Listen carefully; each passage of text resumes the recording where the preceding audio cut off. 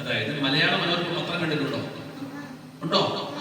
മലയാള മനോരമ പത്രത്തിന്റെ വി സെർവെന്നുള്ള മുദ്രാവാക്യവുമായിട്ട്, അതായത് കുട്ടികളിൽ നല്ല സ്വഭാവം വളർത്താൻ, കുട്ടികളെ മിടുക്കന്മാരും മിടുക്കികളുമാക്കി മാറ്റുവാനും വേണ്ടി മലയാള മനോരമ വിദ്യാർത്ഥികൾക്ക് വേണ്ടി രാഷ്ട്രീയ ഉണ്ടോ?